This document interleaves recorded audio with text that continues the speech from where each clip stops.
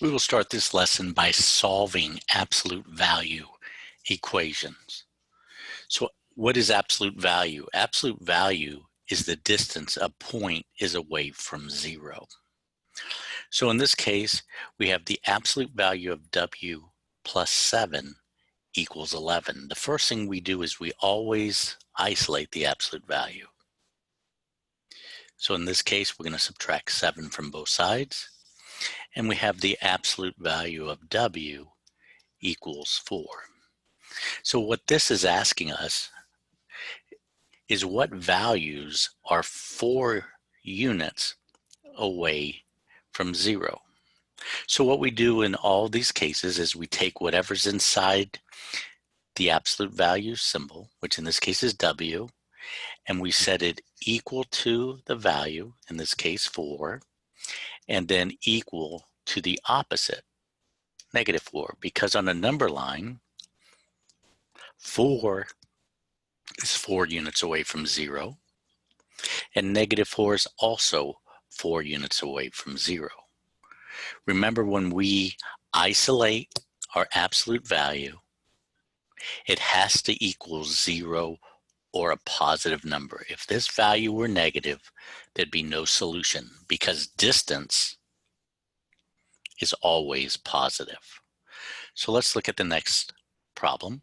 We have the absolute value of 3x minus 12 equals 3. So it's already isolated.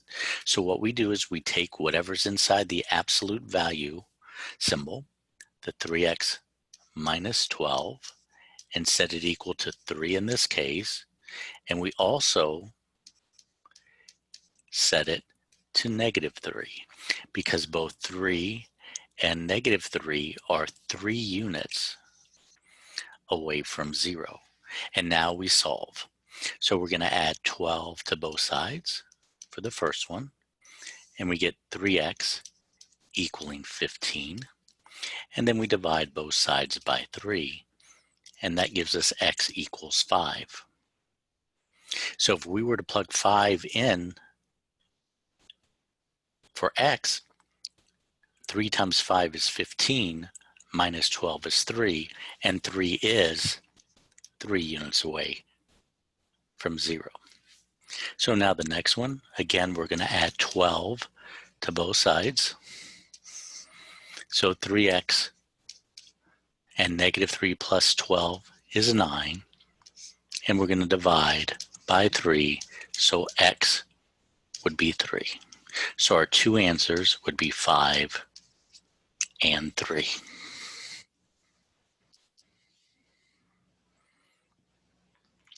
Our next problem, we have the absolute value of u minus 7 plus 11 equals 26. So again, the first thing that we do is we isolate the absolute value. So we're going to subtract 11 from both sides. So we have the absolute value of u minus 7 equals 15. Again, make sure that this value is greater than or equal to 0, and it is. So now we solve. So we set u minus 7 equaling 15 and u minus 7 equaling -15. So we add 7 to both sides. So u would equal 22. And for the second one, again, we add 7 to both sides. And u would equal -8. So our answers would be 22 and -8. Remember, these are the values of u that when you plug them in to your absolute value, your answer would be 15.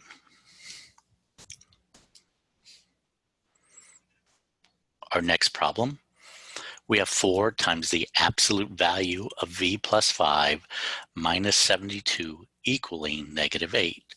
So we want to isolate our absolute value. So the first thing that we do is add 72 to both sides. So this would give us 4 times the absolute value of v plus 5 equaling 64. Next, since we're isolating, we're going to divide both sides by 4. So that would leave us with the absolute value of v plus 5 equaling 64 divided by 4.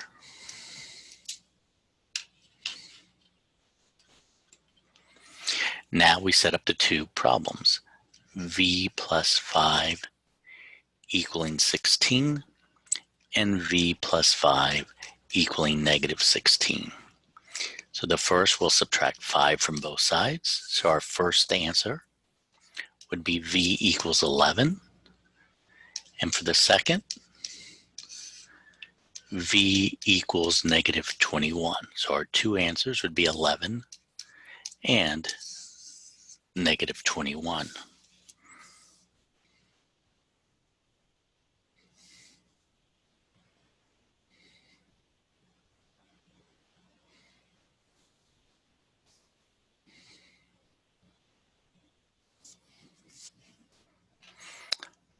Our next problem, we have two absolute values. So when we have this, it's already isolated as far as an absolute value.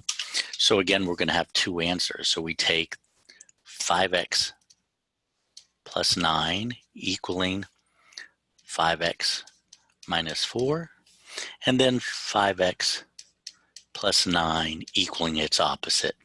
So the opposite of 5x is negative 5x, and the opposite of negative 4 is positive 4. So for the first one, when we go to isolate x, notice what happens. The x's are eliminated. So there's no value of x here that we can solve for that would work.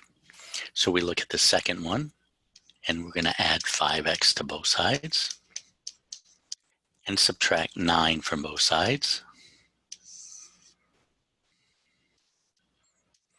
5x and 5x are 10x. Positive 9 and negative 9 reduce. Negative 5x and 5x reduce. And 4 minus 9 is negative 5.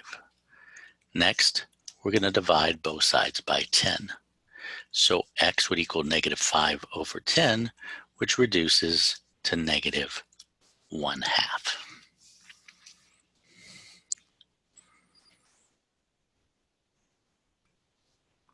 Our next concept is solving rational equations. So here we have fractions in an equation. And so what we're going to do to begin these problems is to eliminate the denominator so we're not dealing with fractions at all. So what we're going to do is multiply each term by the common denominator. In this case, u is our only denominator. So we're going to multiply u times u, 28 over u by u, and negative 11 times u. So for the first, u times u is u squared. For the second, the u's reduce, leaving us with positive 28. And here we have negative 11 times u, which is negative 11u. We have a quadratic equation. So we need to set this to 0. So what we're going to do is add 11u to both sides. And notice I'm putting it in order.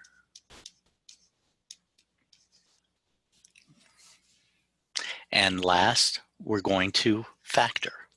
So in this case, we can use the shortcut of factoring. So since this is a 1u squared, we're going to look for the factors, what multiplies to give us positive 28 and adds to give us positive 11. So we know that u times u gives us u squared. So the factors of 28 that add to 11 would be 7 and 4. Next, we set the factors to 0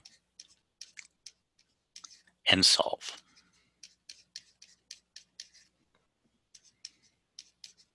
So our first potential answer is u equals negative 7. And our second potential solution is u equals negative 4. Why do I say potential? Because we need to make sure that these answers are within our domain. In other words, we need to make sure that neither negative 7 nor negative 4 make our denominator 0. Our original denominator was u. If I plug -7 in for u, it wouldn't make my denominator 0, nor would -4.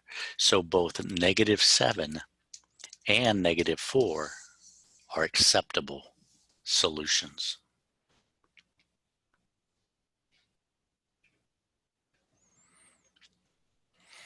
My next problem, -6u over u squared minus 2u minus 8 minus 3 over u minus 4 equaling u over u plus 2. So the first thing that you want to do is factor the denominator.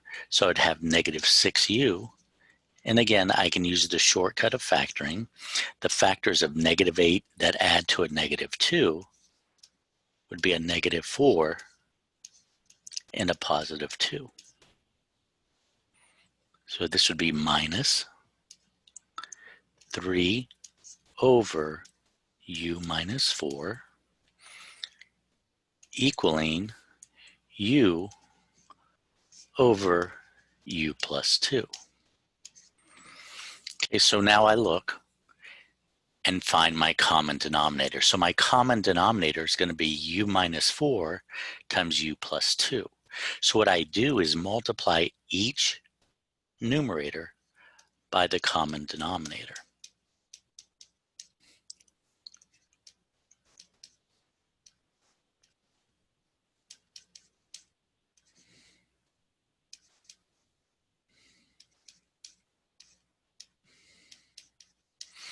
So what I do next is reduce.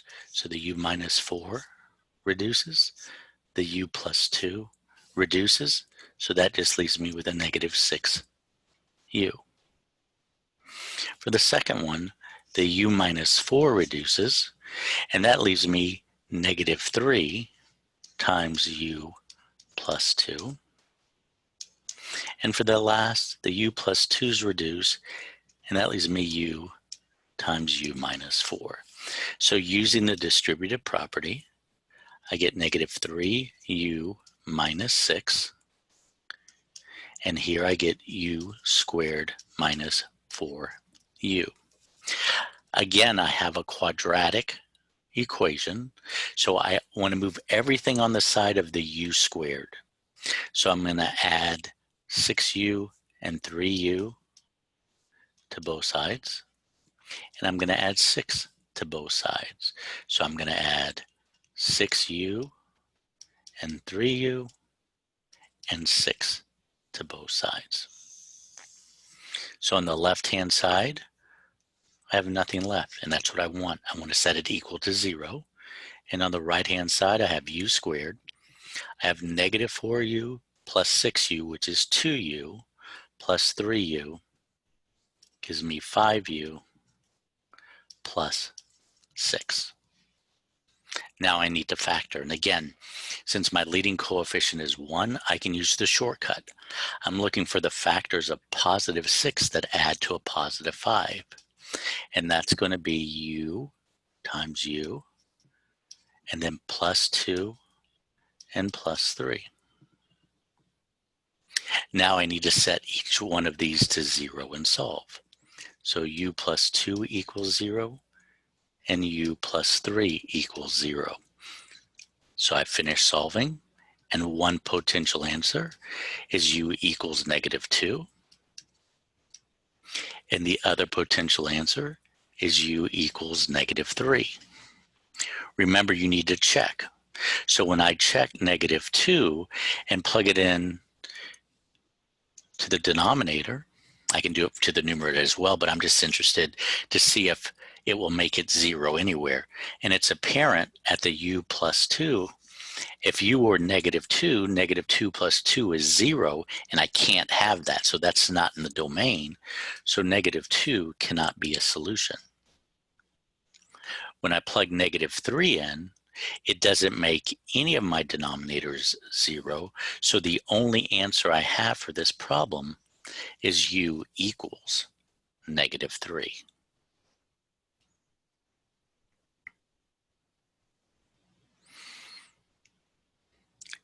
I'm going to talk about solving inequalities. So when we solve inequalities, it's very similar to solving equations with one difference. And that's when we divide by a negative. Remember, the direction of the inequality sign changes. So in this problem, I want to isolate my y. So I'm going to add 43 to both sides. So when I add 43 to both sides, that gives me 24 is less than negative 6y. Now, I'm going to divide both sides by a negative 6. Since I'm dividing by a negative, the direction of the inequality sign changes. And I have 24 divided by negative 6, which is negative 4. So when you're reading this, you read it from your variable. So y is less than negative 4. So let's look at interval notation and graphing.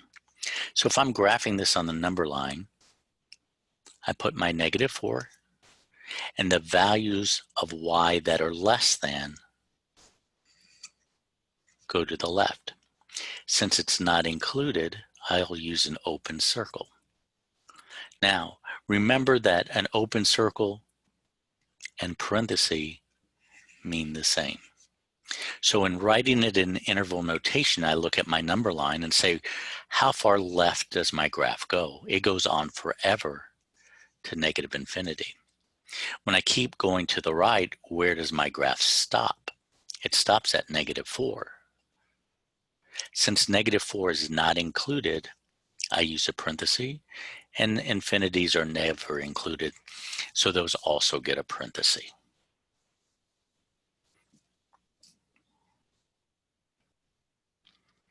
Our next problem, we're solving an inequality that has a fraction. So again, the first thing that you want to do is clear your fraction by multiplying everything by the common denominator, which in this case is 8. So 8 times 8 is 64. 8 times 3 is 24. And here the 8's reduce, and that just leaves me negative 5x. I'm going to isolate my variable, so I'm going to subtract 24 from both sides. In my last step, I'm going to divide. Since I'm dividing by a negative 5, the direction of my inequality changes. 40 divided by negative 5 is negative 8, and a negative divided by a negative is a positive. So again, read from your variable. X is greater than negative 8.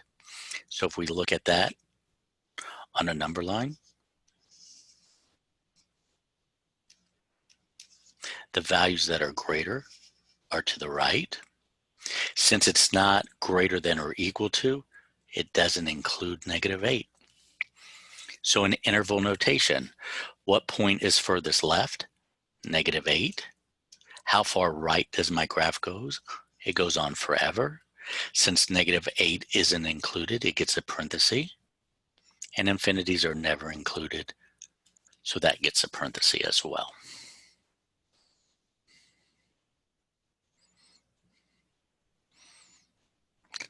My next inequality, 7y minus 22 is greater than or equal to negative 3 times the quantity 2 minus 5y.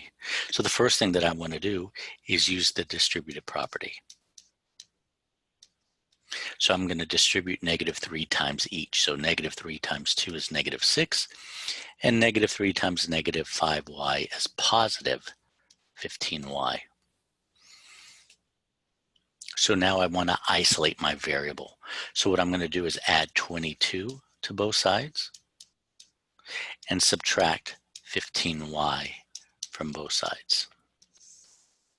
So 7y minus 15y is negative 8y. Negative 22 plus 22 reduces, is greater than or equal to negative 6 plus 22 is positive 16, and positive 15 minus 15 is 0. My last step, I'm going to divide by a negative again. So if I'm dividing by a negative, my inequality changes direction. 16 divided by -8 is -2. So remember, read from the variable, y is less than or equal to -2. So let's look at it on a number line first. So our endpoint is -2. The values that are less than go to the left. Since it's included, it would be a solid point, or remember, for interval notation, a bracket. So again, in interval notation, how far left does our graph go? It goes to -infinity. Where does our graph stop? It stops at -2. Infinities aren't included, so they get the parenthesis, and -2 is included. Since it's included this time, we use a bracket and not a parenthesis. So look at your inequality symbol. If it's greater than or equal to, less than or equal to, you'll be using brackets. If it's just greater than or less than, you'll be using parentheses.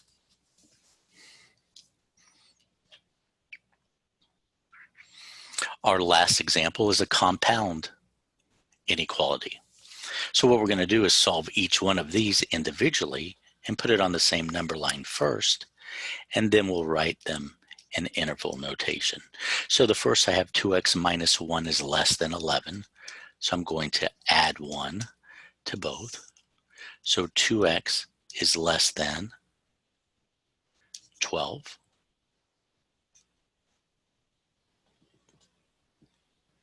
Divide by 2. So x is less than 6. The second one, I have 4x plus 1 is less than or equal to 9. So I subtract 1 from both sides. So 4x is less than or equal to 8. Divide by 4. So x is less than or equal to 2. So the key thing to pay attention to in this is the word and. And means it must be true for both. So when I look at my graph, I'm going to graph them both on the same number line. So the values that are less than 6 don't include 6, but include everything to the left.